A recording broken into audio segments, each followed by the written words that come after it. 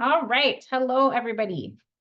Thank you for everybody returning, and also welcome to everybody who is joining us for the first time this weekend at Where Can I Go with a Music Degree. We've been really excited by the level of participation and enthusiasm, and we are super excited about the panelists that we have here this afternoon, who are going to answer some very important questions like how to create your own work and fund your projects. Just a couple of housekeeping things. So my name is LARA DEUTSCH. I am one of the co-hosts of the event with my colleagues, Dr. Amy HILLIS and Dr. Cindy THONG, who you'll get to know a little bit in the chat. The chat will be open for the course of the session. Just if you want to share enthusiasm, if you want to say awesome, or hey, I just love that recording of Collectif Neuf that was playing in the waiting room, feel free to add anything in there in terms of enthusiasm or just any remarks. Otherwise, we have a formal question and answer function. So you'll see a little Q&A button at the bottom. And if you have questions that you want to ask any of our panelists at the end, in the last 20 minutes, make sure that they go in there so that we see them, because that will be more actively monitored. And that way we can address them to whomever at the end of the session. So if there's somebody in particular that you want to ask a question to, make sure you note that as well so we know who we are asking it to. If you need any details over the course of this session about what else is happening, or if you want to learn a little more about the panelists, please do feel free to check out our website, wherecanigowithmusic.com. It's got information on all of our speakers, as well as the full schedule for both today and tomorrow. So without further ado, I'm going to start introducing our panelists so that we can get as much wisdom out of them as possible in this next hour and a half. So our first panelist, if you could turn your video on, is the wonderful Rory McLeod. He is the executive and artistic director of Xenia Concerts, as well as the founder of Pocket Concerts. He wears many hats. He's absolutely incredible, doing such great work. Quick overview, Pocket Concerts is about giving concerts to people in more intimate spaces and making the concert experience more personal. And Xenia Concerts is about increasing accessibility to people who might not normally feel welcome in the concert hall. So working with families, neurodiverse communities, people with disabilities, dementia, or people with lower income. So really fantastic projects. We're going to hear a lot more. Hi, Rory. Thank you for being here. We also have Dr. Andrea Stewart joining us today.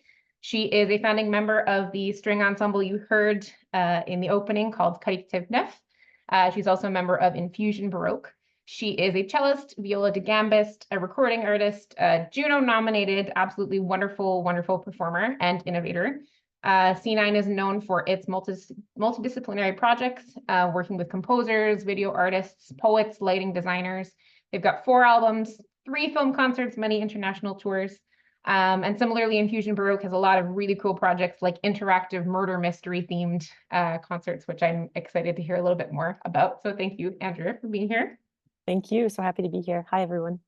We've also got Vincent, who is a founding member of a recorder quartet called Flûte, Alors, as well as the artistic director of the Lamèque Baroque Festival. He is a former Révélation Radio-Canada for being an absolute rock star of the recorder and has such a really exciting, diverse career for an instrument that we don't often see as much as we see, strings and piano and voice. So we're really looking forward to having your perspective on that, Vincent. Thanks for being here. Thank you for having me. Hello, everyone.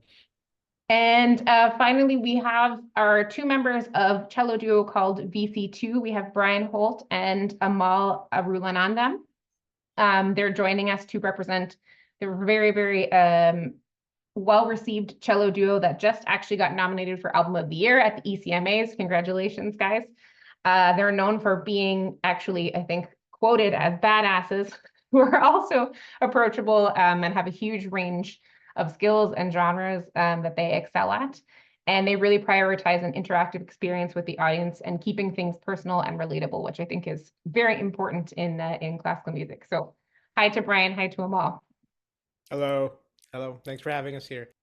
Thank you for being here. So I'm going to kick this off. We talked a little bit this morning in our panel, sort of abstractly about values and learnings in music industry, what we wish we had learned in music school, what we wish we knew from our younger days. And in this roundtable, I want to get a little bit into the kind of the nitty-gritty of how you actually go from being a music student to starting these projects, because all of you are freelance, all of you have various projects going on. There are things that you created yourself, which is really, really fantastic. And I think people are curious to know, how do I do that myself?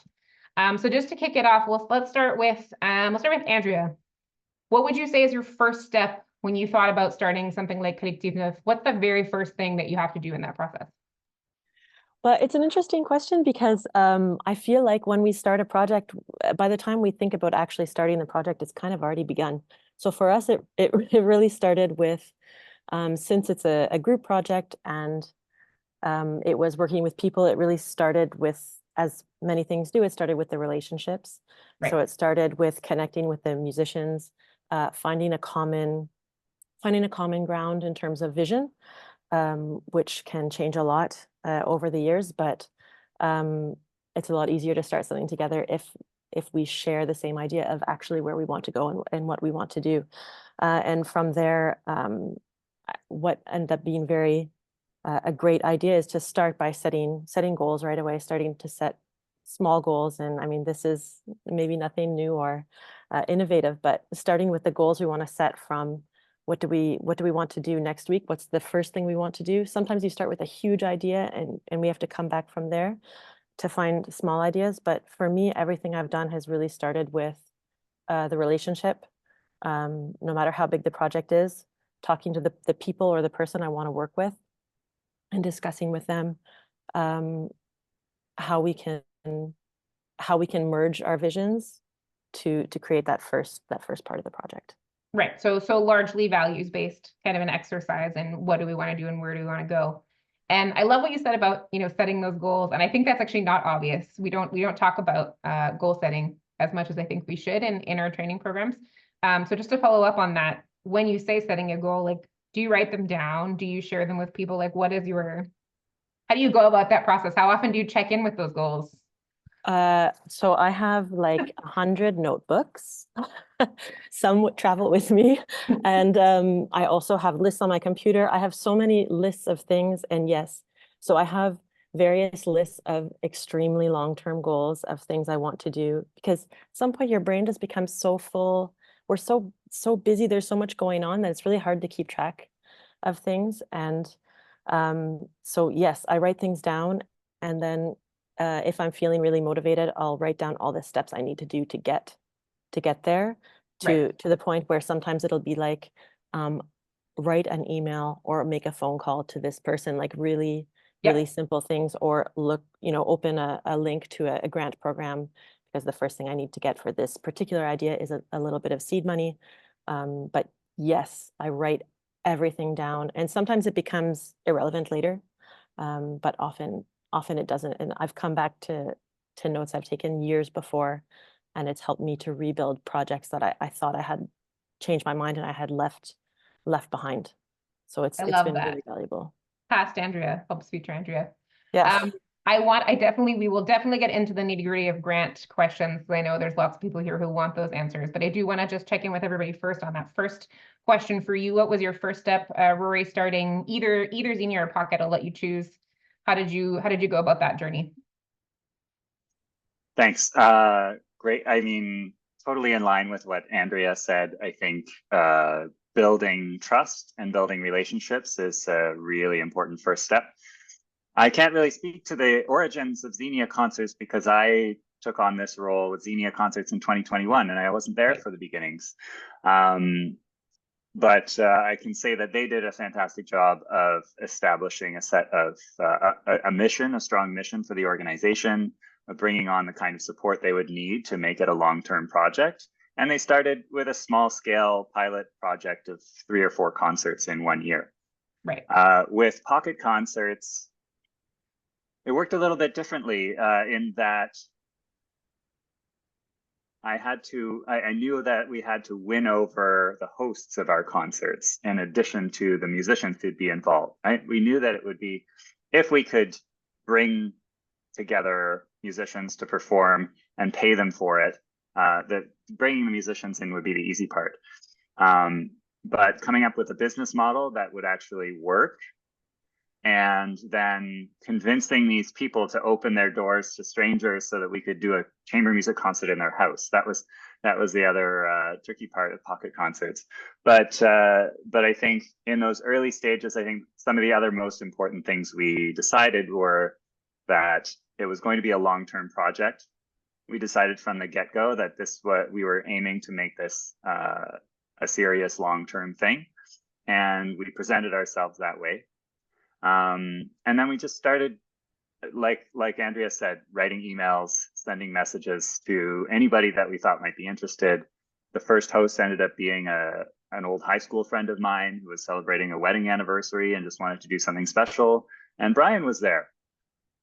Bryan played at the very first pocket concert. We did a string trio. We figured out that we needed to sell tickets for a certain price in order to pay the musicians a decent fee. And then we just told everybody at that concert, if you want to host, let us know. And it grew really organically from that point. Right. So it's something I've always believed is if you do good work for long enough, people do start to notice. And so it's that balance, right, of having your lofty goal, but then that first step. And in your case, it kind of sounds like just that connection, the network, right? Yeah, but it came from the response to a Facebook post where I had announced we're going to do this and it's going to be a thing, and it wasn't a thing yet, but we made it a thing gradually with those relationships that came from it.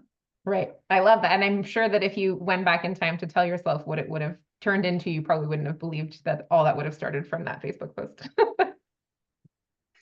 No, you're right. You're right. Thanks so much, Rory. So I'm going to jump over to Vincent. For you, starting your career coming out of school, you've accomplished so much. Starting a group like Flûte, Alors, what was kind of the first step for you? Actually, Flûte started while we were at school, so everything went quite naturally. So we found the good partners. But what I would like to add to what my colleagues said actually is to quickly say what were you find good partners, and sometimes in the music world we find good musicians, but all the other strengths that you have to have are also very important. And to make that very clear from the beginning, what can I bring to the table that is not musical? What are my strengths? What can I bring to the table? What can I do? And what am I willing also to, how much time, how much energy, what can I bring, and what can I spend also on this project? So it makes everything very clear from the beginning as to where we can go short, mid and long term as well. Does that exercise, so that kind of sounds like a literal exercise where you're sitting down and organizing, okay, like what are my values? What are my skills?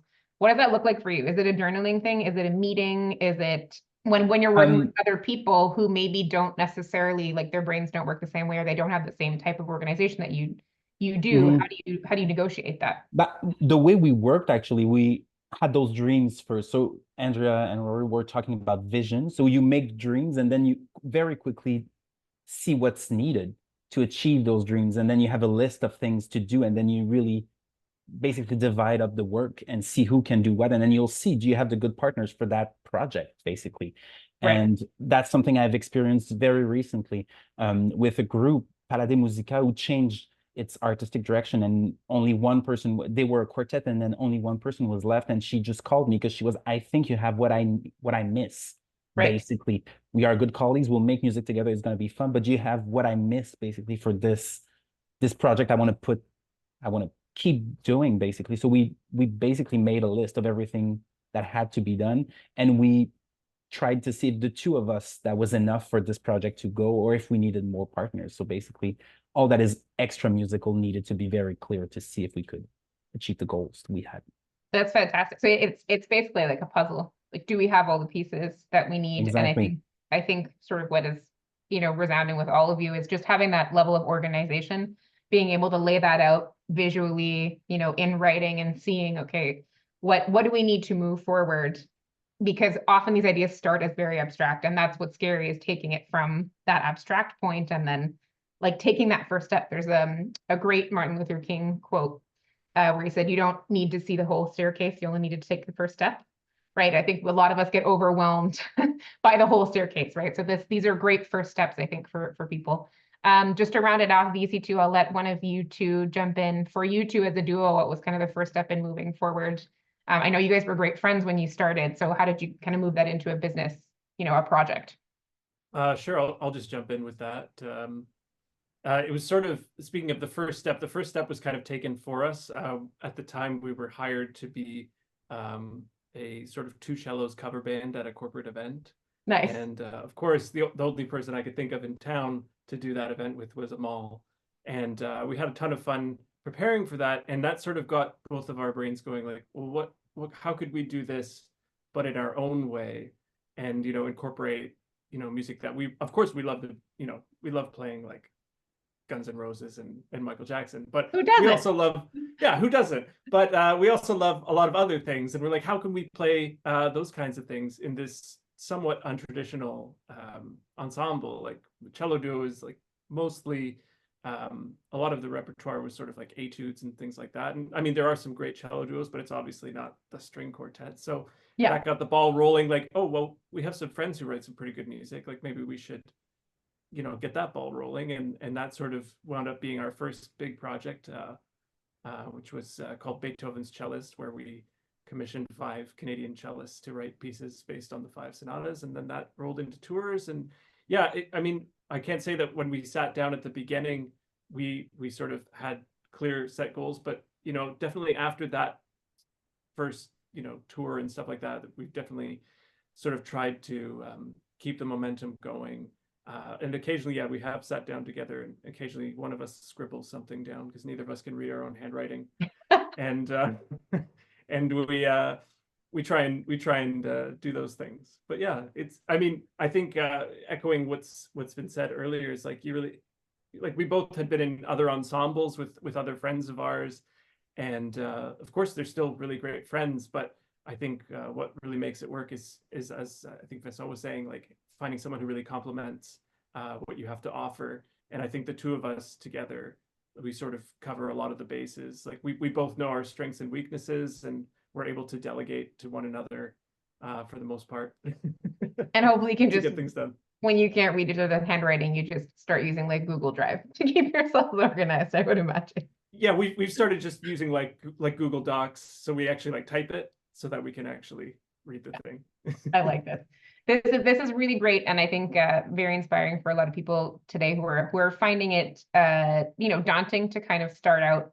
And I'm going to segue now into the grant part, because as you know, Ryan, and as all of you know here, we can all have great ideas and projects that we want to do, but getting money for them is a very different thing. That's a big part of the process. We need them to be sustainable. We need to be able to support ourselves financially. So anybody who wants to jump in, you can also raise your virtual hand, panelists, at any point if you have anything to add. But maybe I'll pass over to Amahl actually, so that we can hear a little bit from him. What would you say is your number one tip for a first-time grant writer? Like if you're telling somebody, mentoring somebody how to write a grant, what's the number one thing you think is important in writing a successful grant?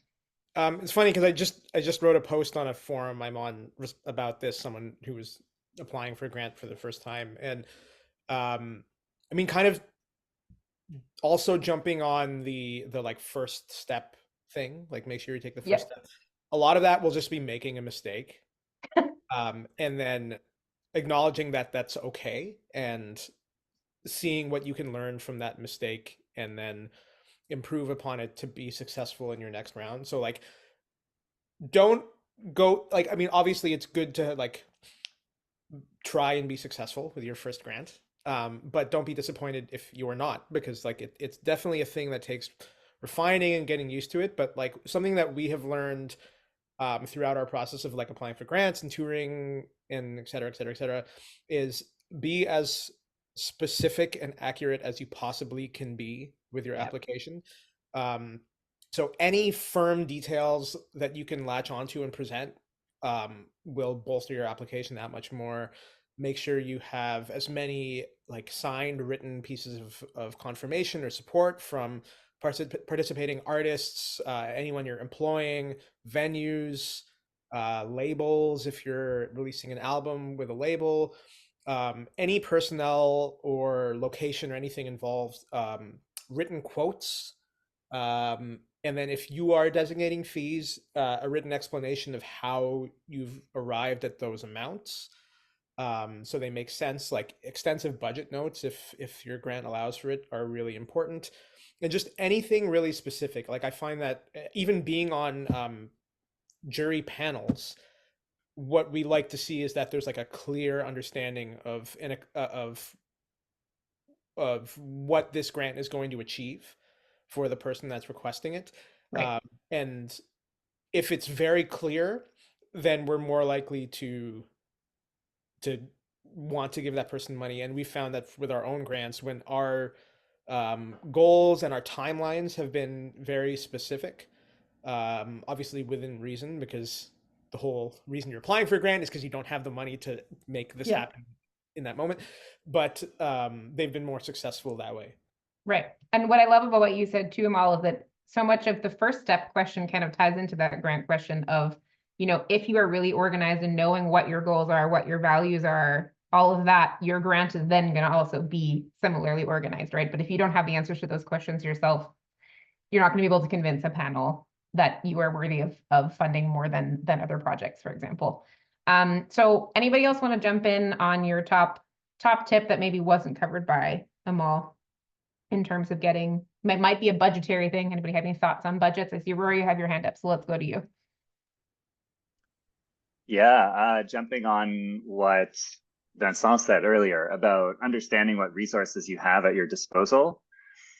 I mean, just having a basic Excel spreadsheet of your budget and really looking at it and looking at whether it's realistic or not, stacking up your revenue versus your expenses, understanding that you should be paying yourself for the time you spend organizing the project and being an artistic director or producer or whatever your role is in that, and you should try to estimate the number of hours you're going to spend doing that and actually put it in your grant, because that creates a situation where you will finish the project and you might actually want to do it again rather than doing it and finishing completely burnt out and never wanting to look at another grant application. So that's my advice. And then the other thing I would say is not every project needs to rely on grants. So the first question you should ask is grant writing actually the best road to getting this project off the ground? Or can we do a really straightforward, simpler business model? Maybe your project is, arts, but like some sort of consulting or educational project where there could be other forms of sources of revenue. Or maybe if you can keep your costs low enough, you won't actually need that seed money, and that puts you on a different timeline, right? So with Pocket Concerts, we got one grant in our first year, and then we didn't get our second grant that we applied for, and we took that failure as a challenge to actually come up with a business model that doesn't rely on grants and donations, which is very rare in the arts, but we did manage to make it work. So I'm sure that the 91 participants in this room will have brilliant ideas for how they can fund their projects if you think about it hard, and don't assume that grants are the only way. Do you mind actually outlining roughly what that business model is that does not involve grants, like how you generate revenue from various sources? Yeah, sure. I mean, it involves in-kind donation. Okay.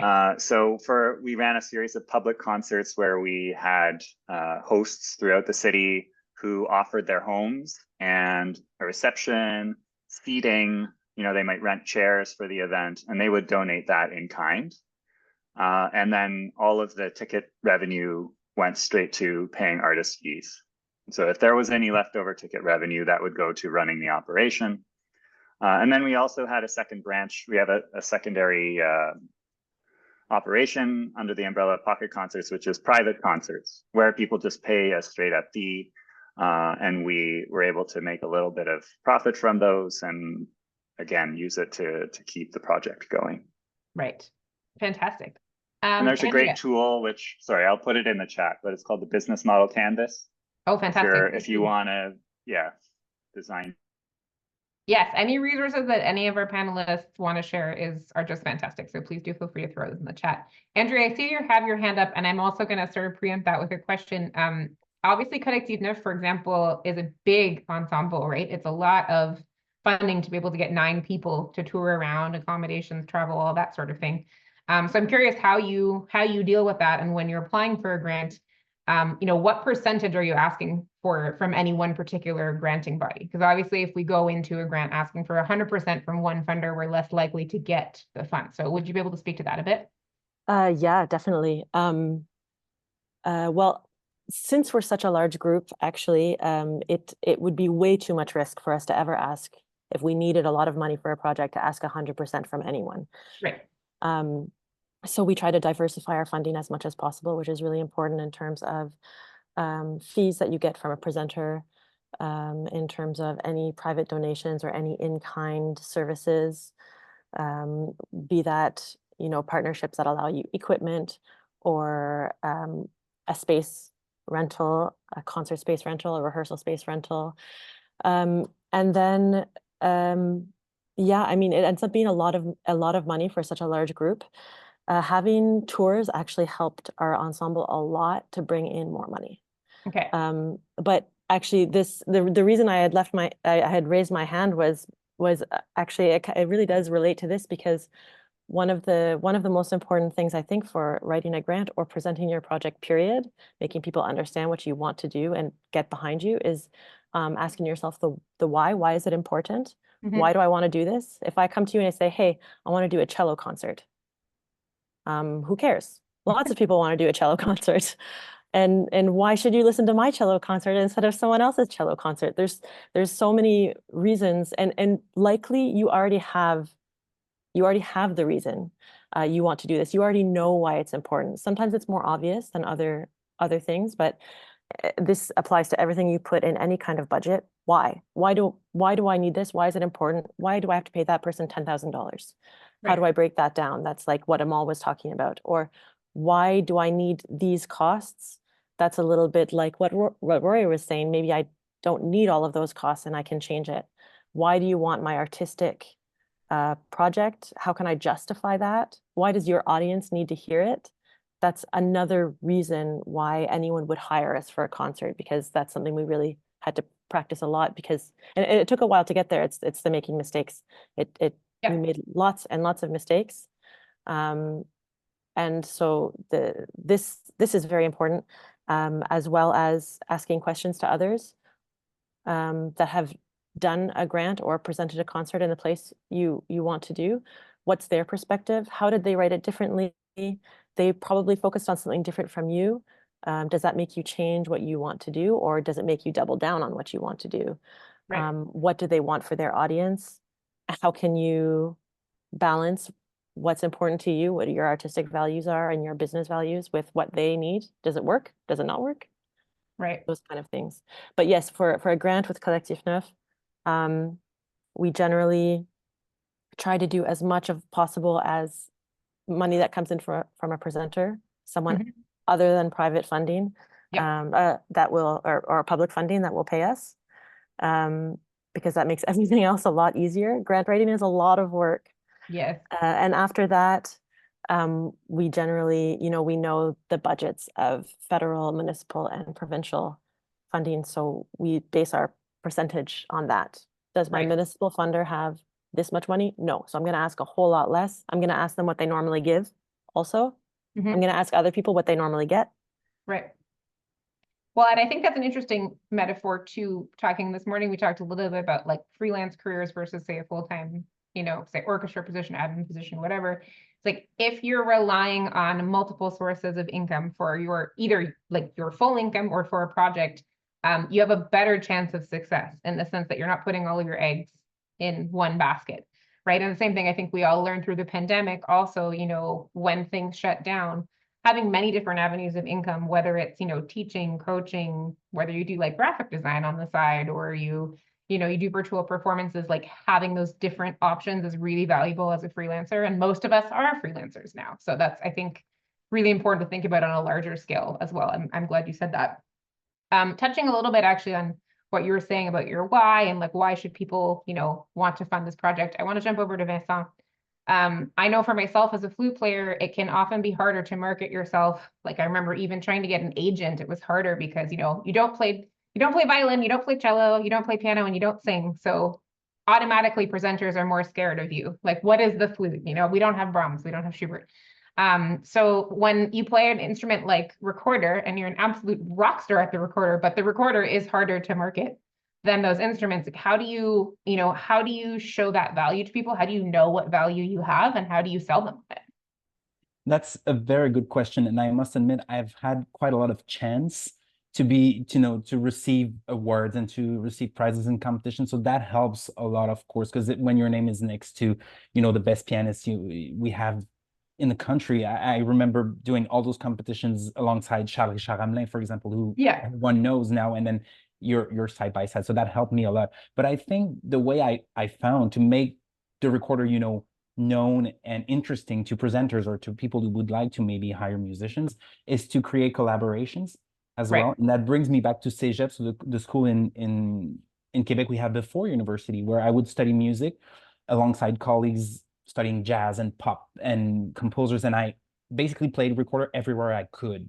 So I played in the pop bands, and I played with the jazz men and women, and then I asked the composers to write for me. So it's just a way you show interest in what they do, and you show interest in being part of what they do. So that helped me a lot to get the recorder known.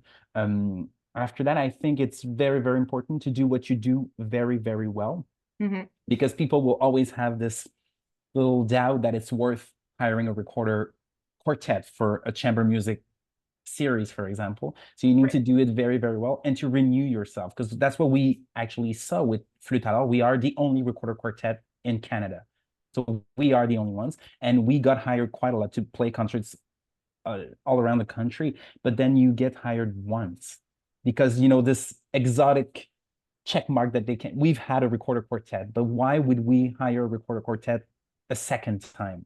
So making sure your projects have a very big artistic value and are interesting to presenters, so they are not only selling a recorder quartet, but also the music that you present and the artistic project that you present.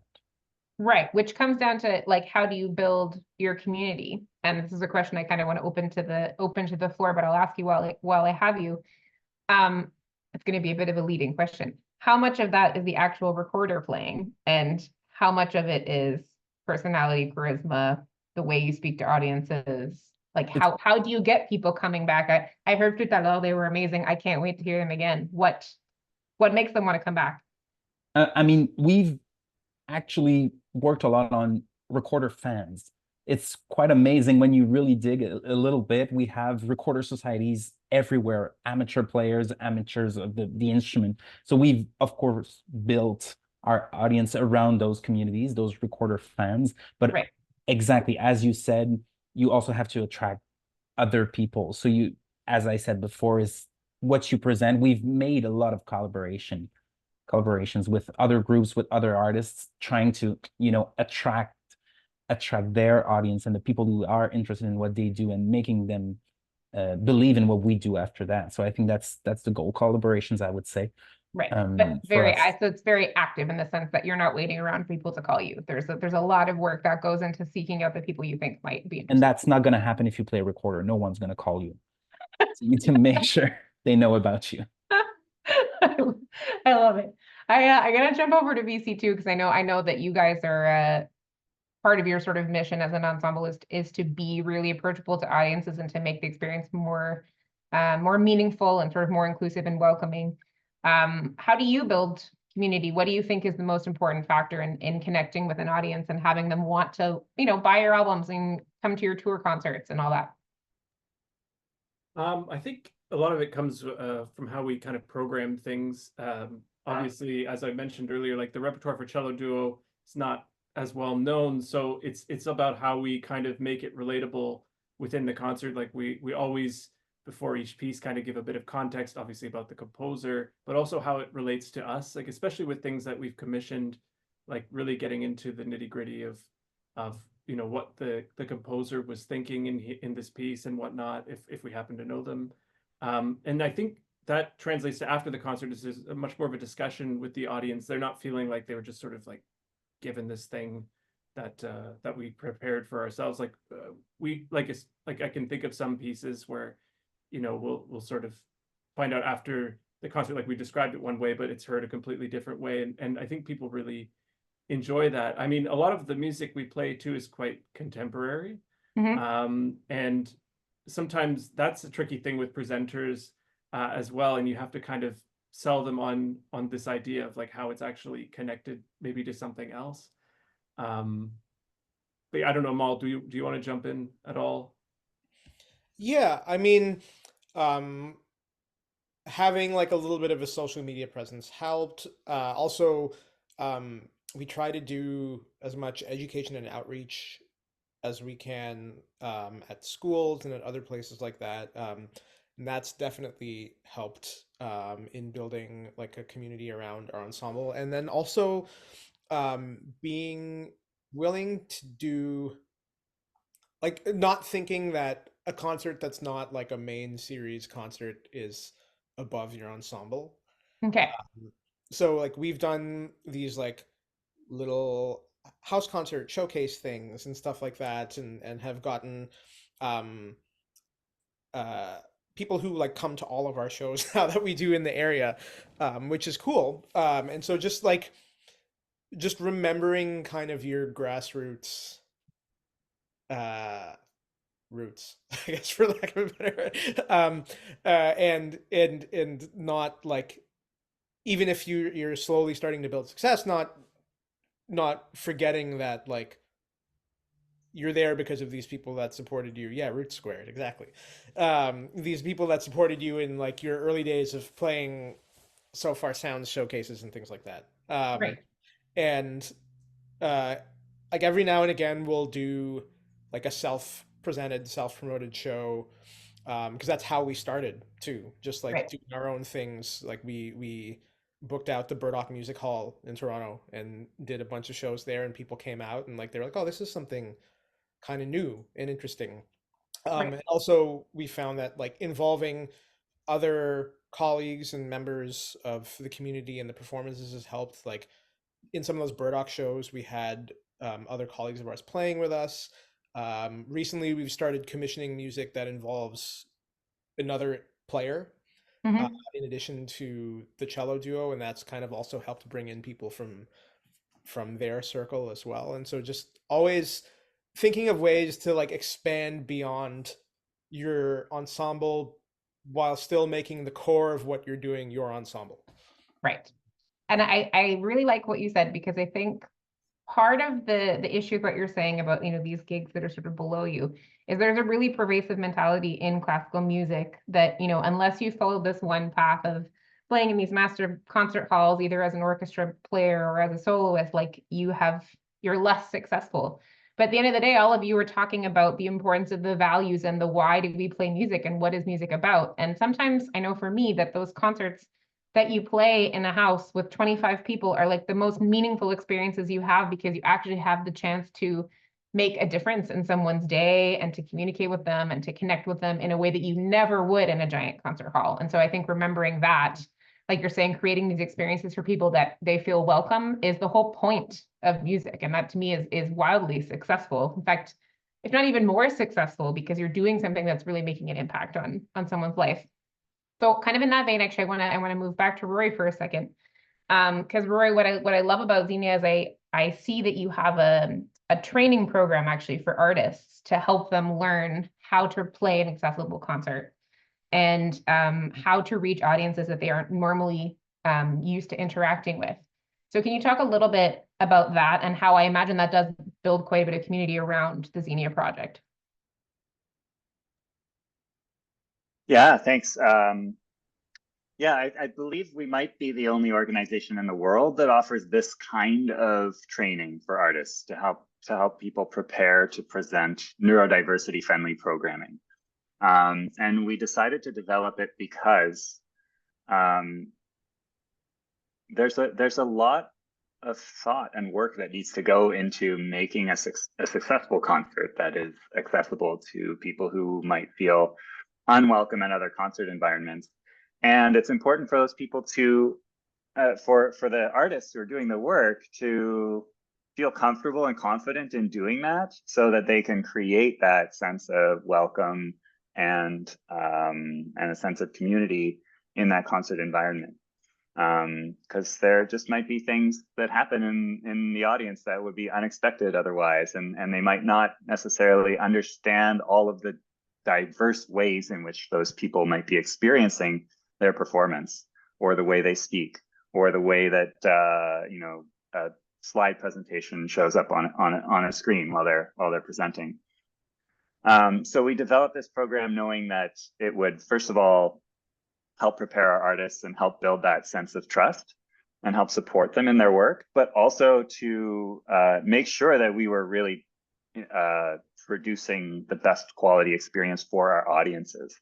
And so that comes back to the why that Andrea was talking about, and that Amahl and Bryan and Vincent have all touched on, that understanding what is the unique value that you offer to the people who attend your events.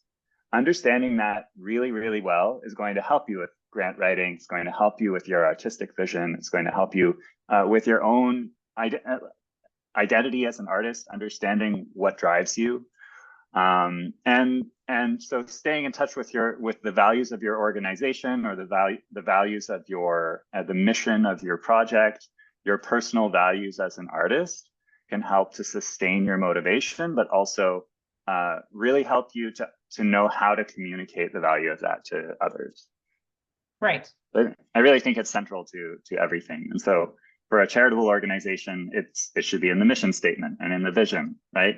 For an ensemble, like, I think ensembles should have mission statements as well. And if you can come up with a mission statement for yourself as an artist and really believe in it, then you'll have, you'll be able to go through your career with a lot more confidence that you're staying true to your values. It's interesting, actually, we had a workshop with Dinuk Gujarati just before this, and he was talking about having a personal mission statement, and he has it sent to his inbox every morning, and it guides all of his decision making, right? Is like, does this decision, is this gig, is this opportunity going to fit within my values, which I think is really important. One question that I want to ask all of you before we sort of start our rapid fire definitions of success and why we're in music.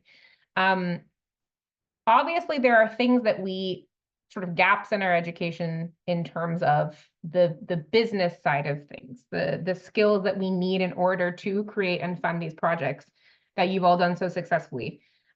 So how do any of you go about that? So say, you're not sure whether you need to incorporate or how to register as a charitable business or acquire board members for your organization. How do you go about acquiring those skills? Like what's the first step there? What's the biggest learnings that you've had? So actually, Rory, while I have you, because I know that you have quite a complex organization, I'll ask you first, and then anyone else who wants to jump in, just feel free to raise your hand. I think the most important starting point is to say to yourself, I'm capable of being excellent at more than one thing. Yes. Because a lot of musicians we're so wrapped up in musician as being our primary identity, or performer, even narrower, right? Mm-hmm. That we don't, somehow there's like a lack of belief that you can do it, right? Or there's somehow a belief that if I'm not focusing on practicing and performing all the time, that makes me, as you were alluding to earlier, like a lesser artist in some way, right? If I'm not going for whatever, the biggest concert hall or the highest paying job or the most prestige. Yeah, maybe I'll stop there. I think that's a fantastic point. Does anyone else want to kind of jump in on that? That friend, Vincent, I see your hand up. I think you just ask people around. We know tons of people. We've had teachers in my lessons, in my instrumental lessons. I make sure that we talk about these things with my students. I'm an instructor at McGill, and ask people around. You'll meet with a presenter who you'll feel close to very quickly, and then you just call him, her, and then you just ask questions because they know about it. They've been in the business for a long time. And what I did very recently, I went back to school. And that's something you can do part-time. I did a business degree in cultural organizations, and then it opened my mind to all new possibilities. And as Rory was saying, we're capable of doing way more than one thing. It's just we need to know about it. And so I've taken a lot of, a lot of training here and there. And here in Quebec, we have La Guilde des Musiciens who's offering a lot of Right. training sessions and formation, they call it. So I don't know how to translate that. Yeah, But training, same thing. So the guild is the equivalent of the union, the Federation of there's Musicians. the AFM section here in Quebec, but Yeah. they offer tons of training sessions and formations that you can attend. It takes half a day and it gives you idea, and it makes you actually connect with people who are specialists in that field. And Right. then you have a contact with them. It's sometimes very, very easy to call them after that and to ask questions. So Right. that's what I would say. And do you feel that people are generally open and responsive to questions? I would say so. I think we're all here today. That's another example Yeah. as well. But like I've experienced that a lot, you know, as long as you don't ask a list of 1,000 questions. I think sometimes when you're well prepared and all this, people are always willing to help. Right. And I think that's really, I'm glad you said that, because I think that for a lot of people, we've had some questions about like introversion as well. It can be really scary to just put yourself out there and cold call somebody or ask them for help. But I think most of the time, the worst thing that can happen is they say no, or I don't have time. But I think most people are pretty willing to share their expertise because they've been in the position that you've been in. And I think it's fantastic also that you're working this into your teaching, because I think that's something we all need. Is the reality is like freelance life is where most of us will end up as musicians, and it's wonderful and it's rewarding, but there is there is a lot to learn. Andrea, was there any specifics that you wanted to add to that? Just like one small thing, and it's to also look for models of what you're doing. Look for models of other people that are doing similar things. Often they're not doing the same thing, especially if you're, you know, doing this like amazing adaptive concerts, or you're a recorder quartet, or, you know, you're not always going to find something exact, but it'll also give you other references, other ideas, other people to ask questions to. So not just the people in our direct circle or that are on certain councils or foundations that are close to us, but total strangers. If you see a model that looks interesting to you, to reach out to them and ask them questions. And chances are, if they're likely as passionate about what they do as you are about what you do, and generally people who are passionate are going to want to going to want to share their experience. I think that's a great suggestion. I see Amahl, you have your hand up. Yeah, I mean, I think just one thing to keep in mind is, hold on, how do I take my hand down? There it is. One thing to keep in mind is in school, the people who are teaching us, like the reality is the industry was like extremely different when they came up in the business, and like viable forms of artistry and presentation and projects were also very, very, very different. The type of media available to people to present ideas was very different. And so like their perspective is shaped, not all the time, but often their perspective is shaped by what they came up in. And so like it's hard for us to find inspiration for how to proceed from the people we are learning from, especially in music school and conservatory, like our private teachers. Like, I mean, there are some of us that studied with people who definitely tried to trailblaze in their era, but even the way they did that is very different than the way you're able to do that now. So I think it's important to always look outside of the institution you're a part of right from the get-go. Like if you're wanting to try and be successful in whatever that means to you, which is again like so many different ways to be successful, and that's a very individual personal thing. That's another thing to remember. Like don't make your marker of success someone else's marker of success, right? But I don't think we can base it off of the careers of the people that came before us necessarily, because the way they got there was so dramatically different. The way the industry supported those careers was so different, and it doesn't really do that in the same context now. So I think that's just a really important thing to remember too. I think that, and that leads us so nicely into the next little exercise that I want to do, but I will let Rory throw a final comment in there before we move on to that. Just a brief thing that a lot of the people in this session now are shockingly probably 20 years younger than me, and we'll find other ways to do things that aren't based on the models that the five of us are using, right? So also I would say look for inspiration outside of the arts, look for inspiration in other fields. Don't be shy to sign up for any course that interests you. Yeah, I think curiosity is such a huge pillar right, of sort of sustainability and adaptability is, have things changed? Can we keep doing things in the same way? And I mean, of course, the pandemic obviously changed so many things for many of us. We all had to develop all these new skills of marketing and recording and, you know, digital everything that we probably never would have if it hadn't happened. So definitely, I think these are great points you're all making, just in terms of staying open and flexible and adaptable. Which leads me into the question that I'm going to ask all of you. So this is something we're asking all of our roundtable panelists. The goal, of course, of our online event is to normalize more paths of success in the music industry. You all have very different paths. You're all wildly successful. We're so excited to be learning from you. I know for me, when I was in school as a flute player, it was sort of like, you're going to play in an orchestra one day, and that was it. And that is certainly not the only path. It is a wonderful path, but it is not the only path towards success. So what I'm going to ask each of you, one by one, is 2 questions. First question is, why are you in the music industry? So either why are you a musician or why are you in the music industry? The second question is, what is your current definition of success in music and life? And is it different than what it was when you were 18? So let's start with Andrea. Yes. So why am I in the music industry? To be honest, the reason I'm a musician and a performing musician is because I must. I wouldn't do exactly the same thing if I didn't feel like a really deep drive. There's something missing in my life if I'm not making music, and I think that's part of my personality. I'm quite introverted and have quite shy socially, and when I'm playing music, I find that I'm able to be much more open and vulnerable and express myself. And that's when I make real connections, personal connections with people, is making music, because you really can bare your soul. But then taking that to the rest of the industry, I find the same thing for me if I'm doing the other aspects of my work in music that is not performing, because actually I'm a performing musician, but a lot of my work is not playing the cello, Right. Or in rehearsal.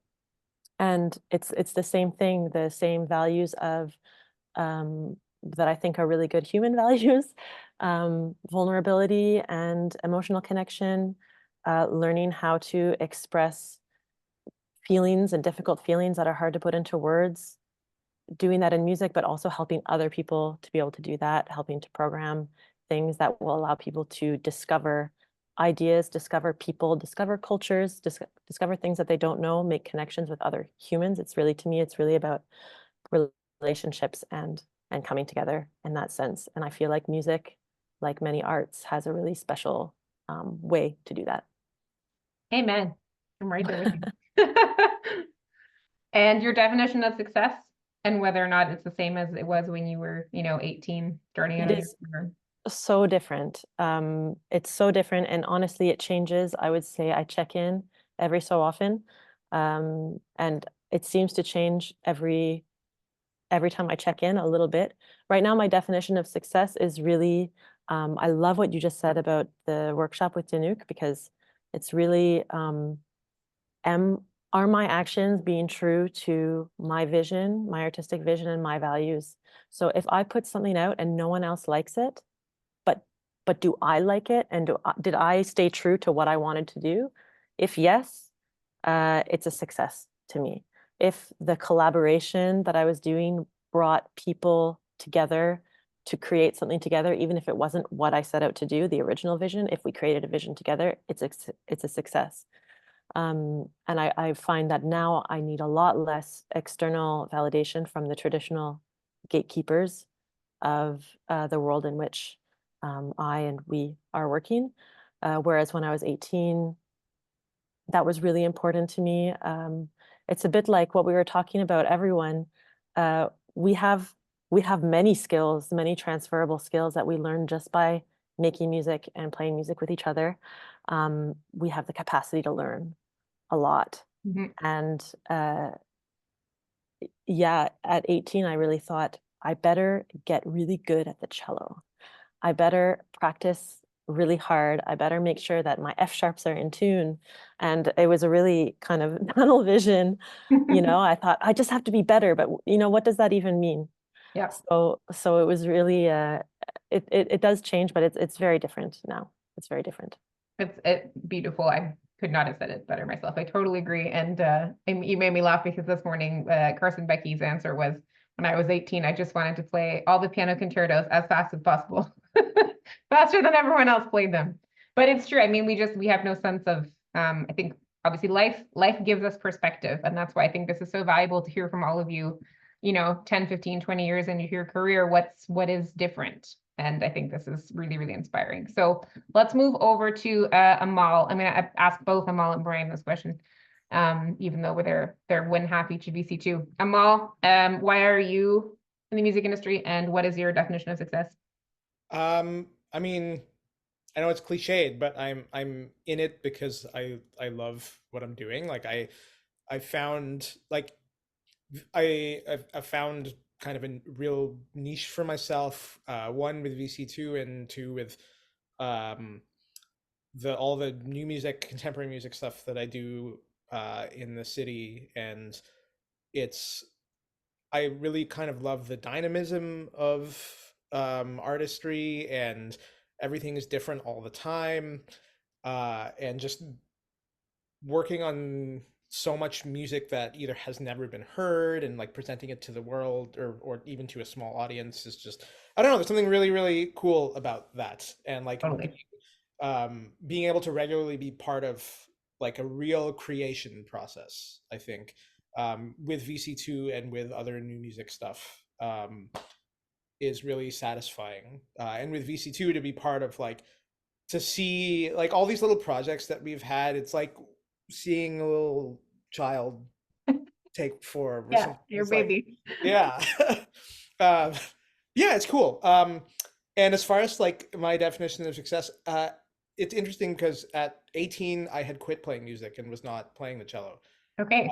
So I didn't have any notion of my vision of success at 18 was, I'm going to be a neurosurgeon. Okay.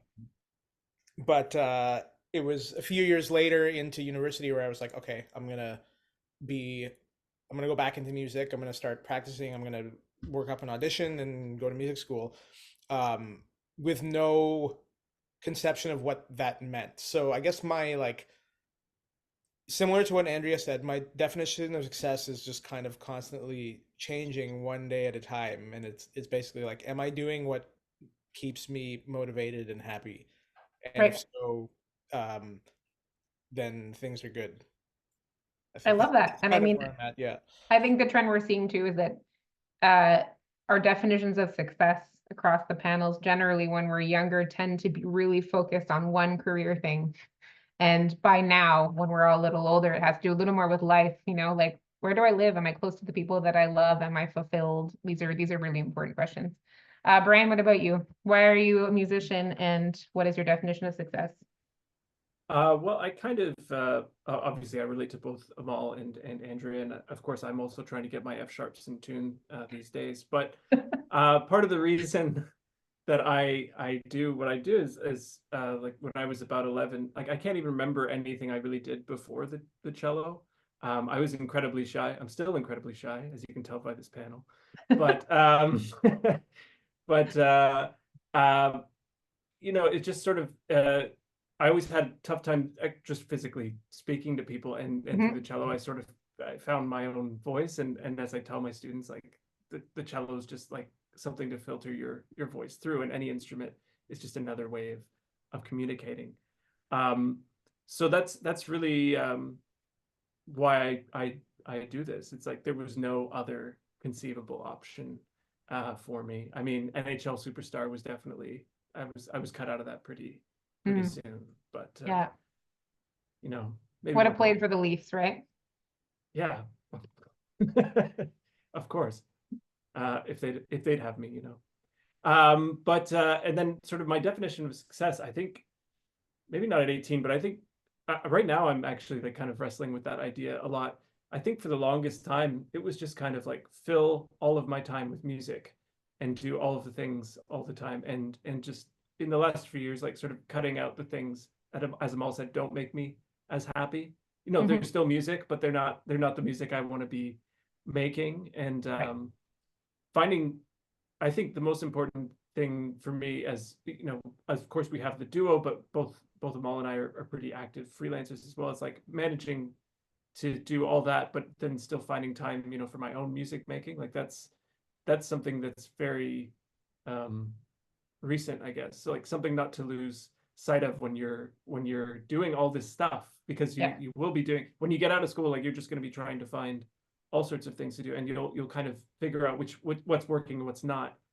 But never, I guess, never really forget like to leave some of that time for yourself, because that's why I did it. So it's like, why was I leaving that part out for a little while there? Yeah. Yeah, just connecting with the joy, the whole reason, the whole purpose. That's amazing. Vincent, what about you? Why are you a musician? What is your definition of success? Because nothing makes me more happy. I've been put on the stage at the age of 5, felt so natural, never wanted that to stop, basically. It gives me adrenaline. And that's what I like about my career, actually, is just so many different projects that it keeps me always thinking and pushing further what I can do and what I can think. So I think that's as simple as that, because I like it so much. Definition of success, we could talk about F sharps a lot, of course, and that's what we think, especially in early music, because we have all kinds of different F sharps. But yes, the more I go, the more I would say I do it for the people. So, you know, after performance, I think we all have the tendency to say, oh, we missed that bar and we played that not as well as we could. But right now, my definition of success at the end of a concert is the reaction of the audience.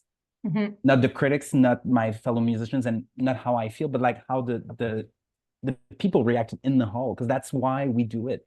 Yeah. We want to share that music. That's why we're musicians, I think, is to share that music. And if the people we share it with react positively, that's, for me, success. And that's all that matters right now, I think, for me, or almost. And I would add, and Bryan kind of touched that as well, but for me, I try to have success within weeks. Was that a successful week? Was there balance between my professional life and my personal life? Mm-hmm. And that's something, because we talk, and if someone wants to do everything we've talked about this afternoon, it'll take more than the time you have in a week, and you won't sleep even. Right. And then you have people around you, and I think that's very easy to forget that. So to find balance between professional life, personal feeling, but also for the people around you, your personal life is also very important, and takes way more place in my life than when I was 18, for example. So to find that balance as well. I love that. Yeah. And I think too, with the whole mistakes thing, I remember, and I have a background in mental skills training, having worked with an Olympic mental coach. So I think a lot about this, you know, perfections and mistakes, all that. And I remember playing one of those orchestra shows where there's a circus act in front of the orchestra, and it's wildly dangerous because there's no safety and there's instruments everywhere. And in the dress rehearsal, there was a strong man, woman and man. I don't even remember what they were doing. Like, one was doing a handstand on the other one's head or something. Anyways, he dropped her by accident, and we all heard sort of a sound, and she was okay, but unable to do the show, like injured enough that she couldn't do the show. And I remembered in that moment, like, if one of them makes a mistake, somebody literally could die or be paralyzed. You know, if you are a neurosurgeon, there's huge consequences if you make a mistake. Obviously, people are human and they do, and that happens. But, you know, if we make a mistake, most of the time, no one even notices. So I think what you're saying, that sounds so important. It's like, at the end of the day, did the audience enjoy it? Did they feel something? Did they feel connected? Do you take them out of their daily life for a moment? Like, that to me is a huge success, and no F sharp can ever ruin that. I don't think, anyway. Before we get to Q&A, let's wrap up with Rory. So Rory, why are you in the music industry, and your definition of success? Yeah, I teased you on Instagram saying these are two, just casually wrapping up with two huge existential questions. Rapid fire. Yeah, I mean, I think I'll do a comparison on both. I think the why I'm in music. If I had answered that question, like Amahl, I started my music, like my post-secondary music training a little later. I did a BA, and then I did a music degree starting at 23.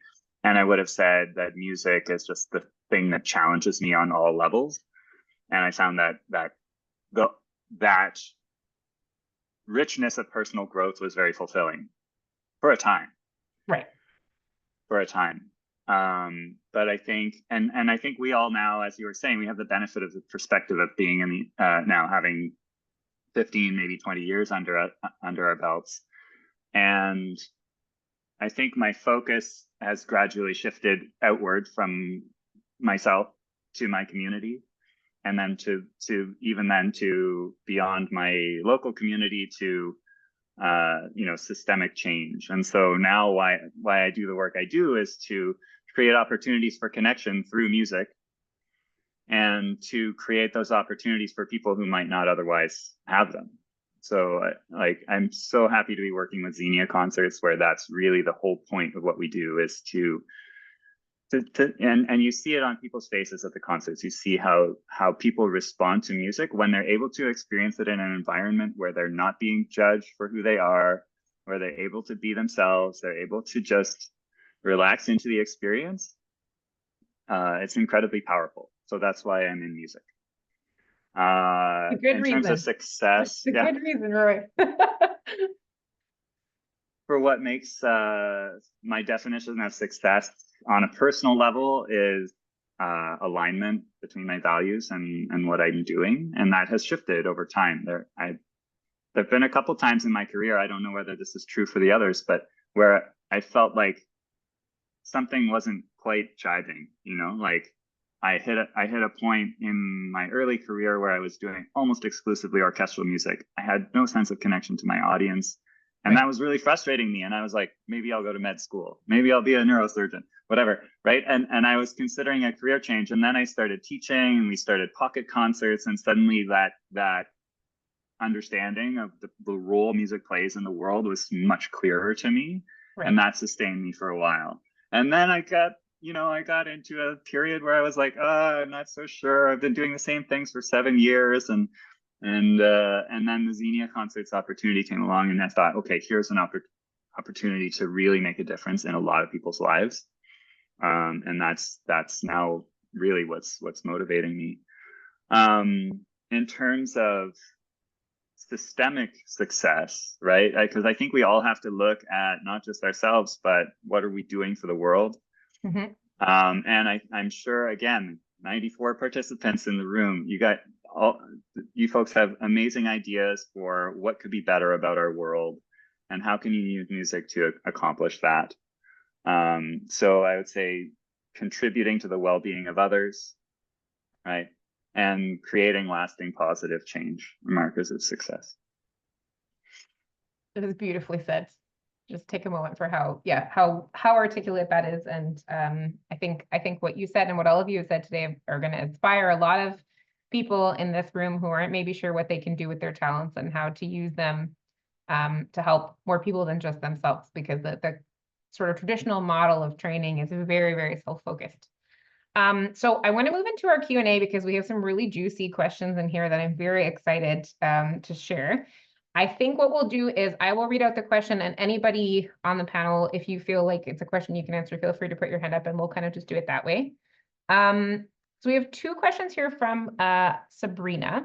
I'm going to kind of meld them into one. She asks, how do you find grants that are specific to your project? I run a nonprofit music school that offers funding to students who wouldn't otherwise be able to take lessons or classes due to financial barriers. But I found if I just Google something like music education grants, I don't find anything, but I know they must be out there. So that's sort of part 1 to the question is, where can we find grants that are specific to our projects? Part 2 of our question is, how do you find funding to cover the admin parts of the job? I find that people think I should be doing this work for free and are unwilling to provide funding if they think it's going towards paying myself or admin fees. Can anybody speak to either of those questions? Rory. In terms of funding, Sabrina, that's a great question. I think don't limit yourself to arts foundations and arts related organizations. In your case, you're doing work that is social justice work, really. And there might be a lot of foundations out there, private foundations, family foundations, a lot of which have websites that would be interested in funding anything to do with, improving opportunities for young people, enriching the lives of people who have low income, those sorts of things. So don't limit yourself to music related funding opportunities. Yeah, I think Yeah. that's fantastic advice.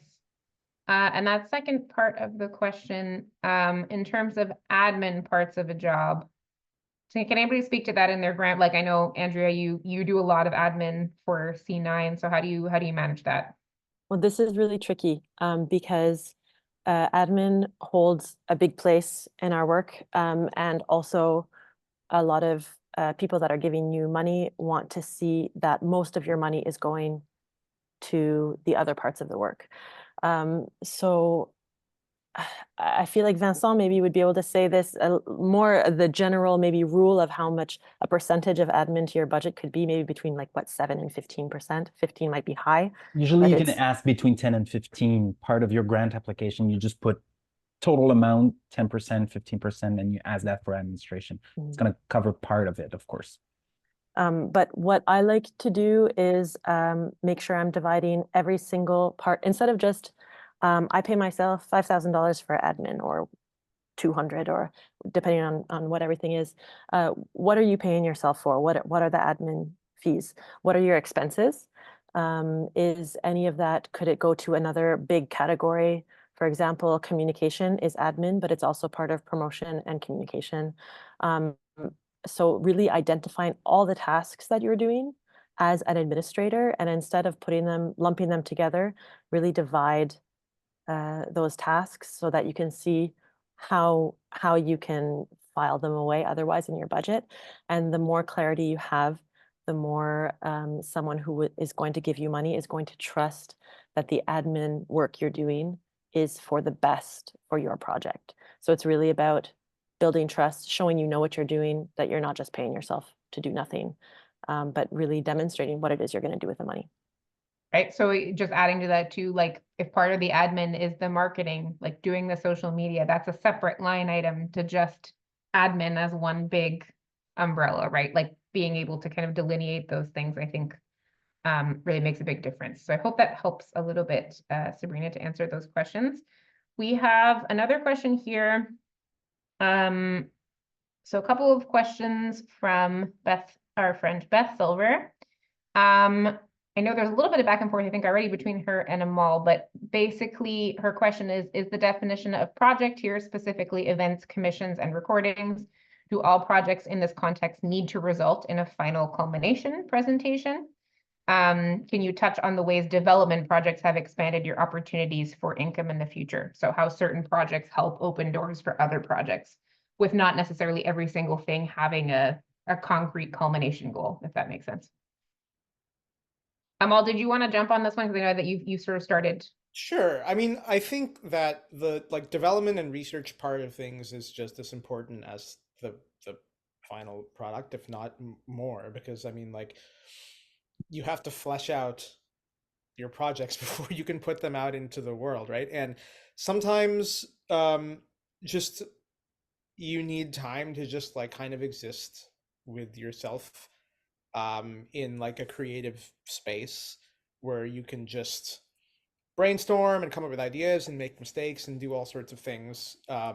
But that's all still also admin work at the same time. And so there's still, and there's also cost of living involved with that too. And there are grants like Canada Council research and creation grants that will allow for that don't require like a final presentation for you to be able to do that. And like even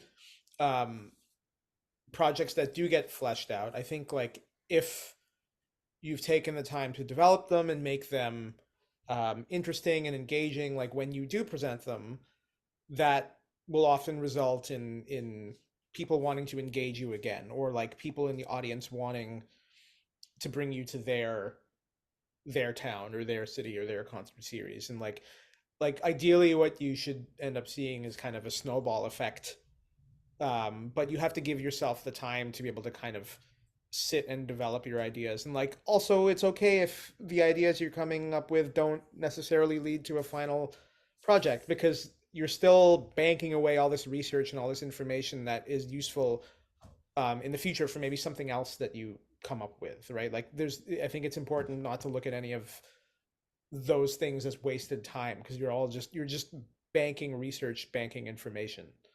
I don't know if that's kind of what you were touching on, Beth, but yeah, if anyone else wants to jump in.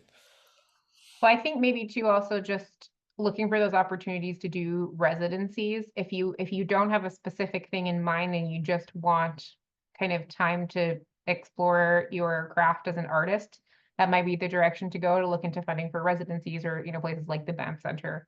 That sort of thing I think can help with that, because that feels like really concrete time that you can spend being abstract. That sounds that sounds funny to say it like that, but it's less like I don't have a specific project in mind, but I want to explore to figure out what direction I want to go in. And I think that there are funding and opportunities for that. Okay, 2 more questions we're going to answer, both great questions. A question from Barrett. How do you gain more ground with a group or ensemble? What are some of the ways to grow your reach outside of your home base or your city? So for all of us, I mean, all of you here do quite a bit of touring, our performers. So can anybody speak to that? How do you, Andrea, I've seen you play like the Midwest in the US. How do you grow your fan base there? Showcases. The best way to, the easiest way to do a concert somewhere where you're not involved in the community yet, is to gain the trust of a presenter that's already there. And a really clear way to do that is by doing a showcase. And so for those of you that don't know what a showcase is, there are groups of, what do we call them? Groups of concert presenters that are part of associations, and they're grouped by regions often. And every year they'll have a conference, and tons of presenters from that region, big and small, associated with concert halls or universities or colleges, anything like that, will come together, and you can apply to do a showcase. You give a usually 15-20 minute presentation of like a performance. You can also do a pitch where it's usually like shorter. You talk about what you do, you can play a video, stuff like that, but you want to give the most compact, punchy version of what you do to people. And that is a great way to really get right to the source. And for me and my groups, for Collectif Neuf in particular, it's brought us everywhere. It's brought us to China, it's brought us to Korea, it's brought us to Mexico, it's brought us to all over the United States, it's brought us all over Canada, it's even brought us to all over Quebec, to places where we didn't have reach there either, because every community is very different, and the person that knows the community best is the person that's in it. So it's connecting with those people in order to do that. And then another great way is online, but I feel like someone else is maybe going to have better stuff to say about that than me. I think just one thing too to think about if you're trying to grow a project, we all tend to default to social media now, but the problem is there's just so much on social media and people are overloaded, especially since the pandemic. So anytime you're going somewhere and you're able to actually email someone directly and say, hi, so-and-so, write them a personal email. My group is coming to your city. Would you mind sharing this with your network? Sending out 50 emails, taking an hour to send out 50 emails, even if it's a form where you just change the name in one sentence to personalize it, is going to be way more effective than inviting people to a Facebook event. So anywhere that you're going, even if it's a place where you know one person, like write them an email directly, because they will feel way more responsible to actually respond and do something. They might not, but you're more likely to get traction with that. Rory. Laura, you just reminded me of something I read in a book about entrepreneurship called The $100 Startup. And he says, do something interesting and then tweet about it. And so it comes down to this, like get people on board. You do that through real relationships, right? You don't start an Instagram account and suddenly have a massive following. Yeah, as that, I think commitment to following up. Amahl, you have your hand up as well. Yeah, just to jump on that, I mean, with pretty much every self-presented show that we've done, or even the album release that we did in February, which was like backed by a label, we've always sent out personalized, like individualized emails to like our lists of people, and like it's hundreds of emails. Yep. But we always make a point to do that. And I think that's a reason why we've been able to get like reasonably sized audiences to some of those smaller, more intimate shows. And like it's definitely has made a big difference on people. Like we notice for sure that people appreciate just that little bit of personalization. Like it shows that you're thinking about them specifically, and they're more likely to do that rather than like everyone, like we know it, we get a Facebook invite to an event and you just like see, oh, there's a notification, and then you click interested and then you forget about it, and then the show's happened 3 days prior and you're like, oh, I missed the show. Yeah. But if you're sending a personalized email to someone and they get that, it's definitely much, like in our anecdotal experience, much more likely to stick with them, and you're much more likely to see them at your event. 100%. 100%.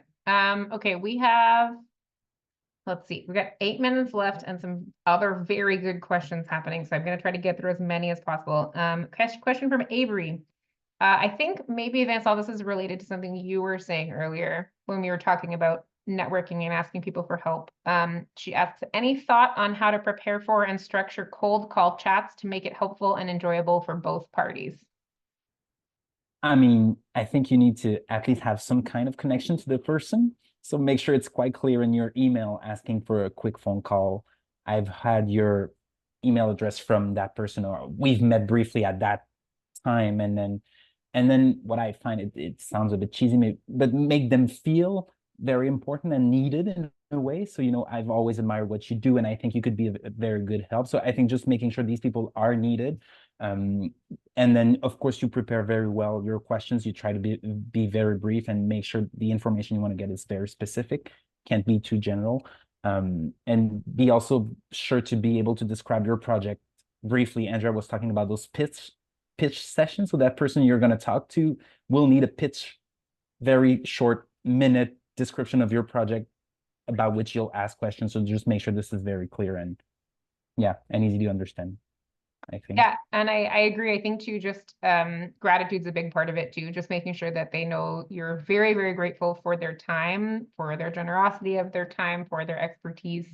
Especially if it's someone you really don't know, to just be like, it means so much to me that you're taking this time to chat with me, that sort of thing. But yeah, being organized is a big part of it, and doing your research.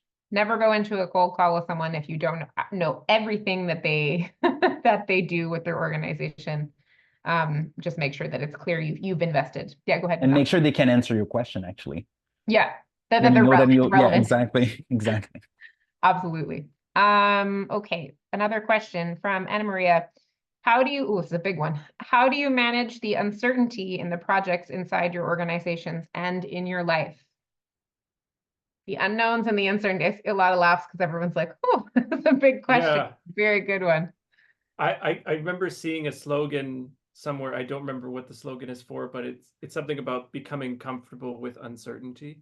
And I think that's something as musicians that we really have to do. It's a struggle, and I mean, it's not ideal, but with especially when you have a number of projects too, like they can't all succeed, and that's definitely something that we've definitely experienced. Like Amahl kind of talked about like little things like being like babies. It's like sometimes there's you have to let your kids go or what. This is a bad metaphor, but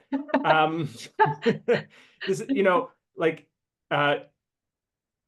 I'm losing my train of thought here, but basically like it's a part of what we do. Like I think when we're first getting into this, we have kind of those rose-colored glasses that we see our teachers and we just see like what we think of their success, but there's obviously they're experiencing much the same things that we are.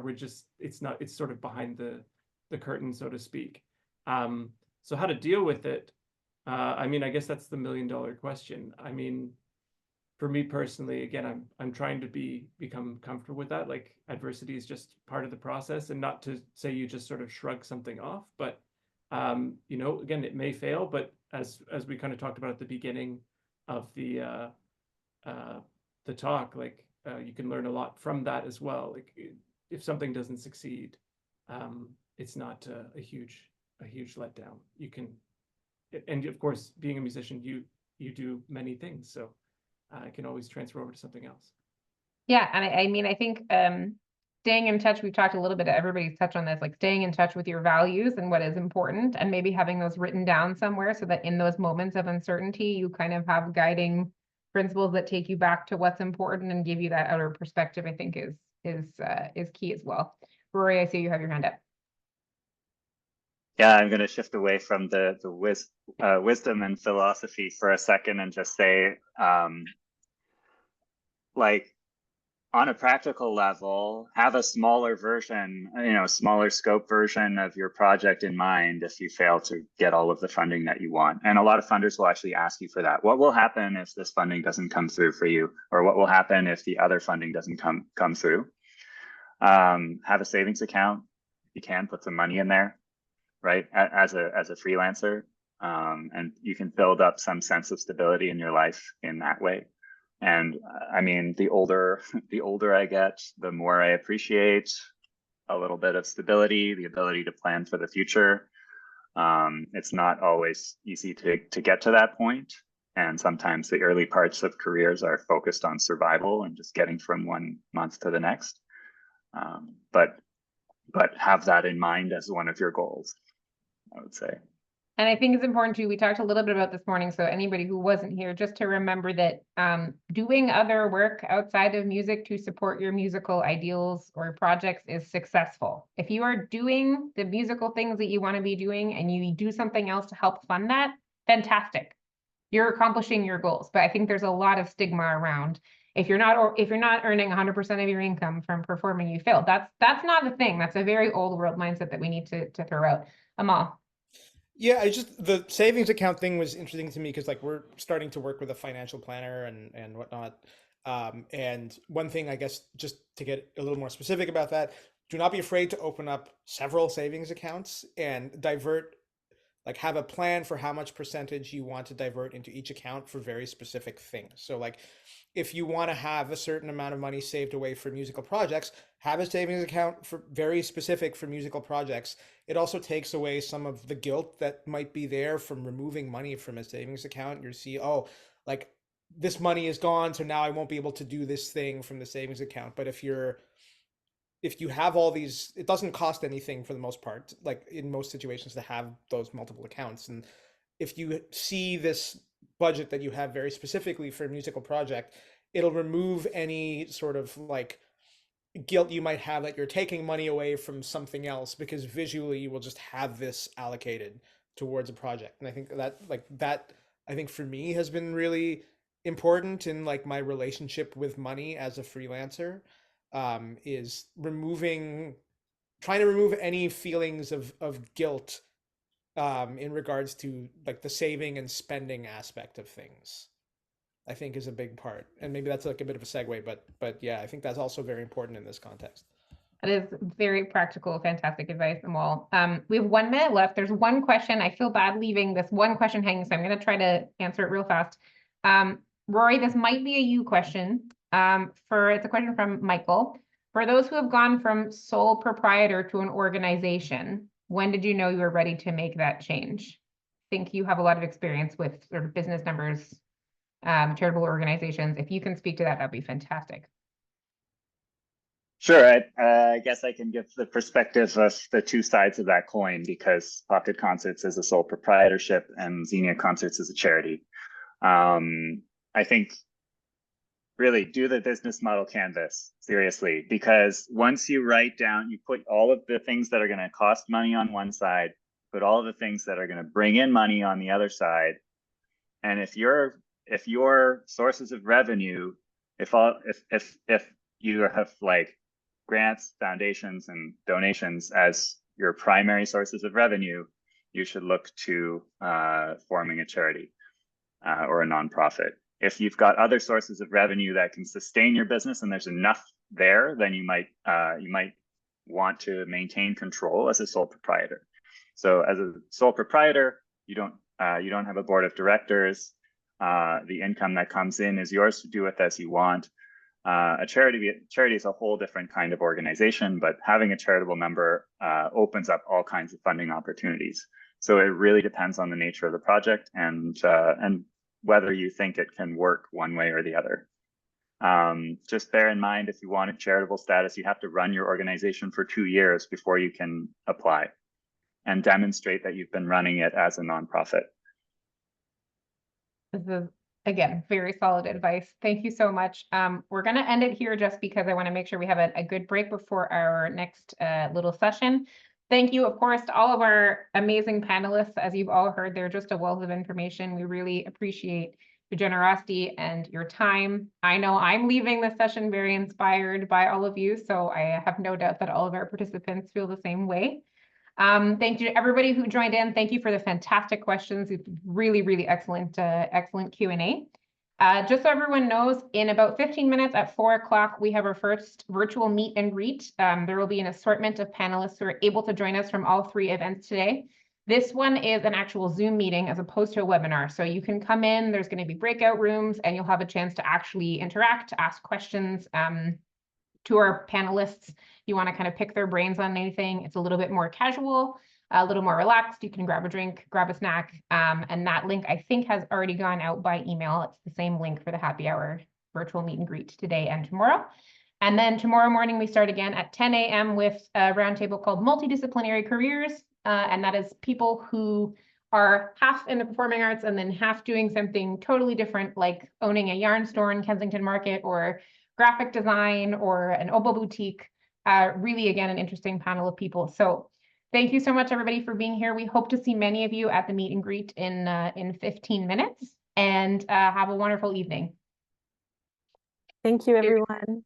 Thank you. Thank Take you. care. Thanks, everyone.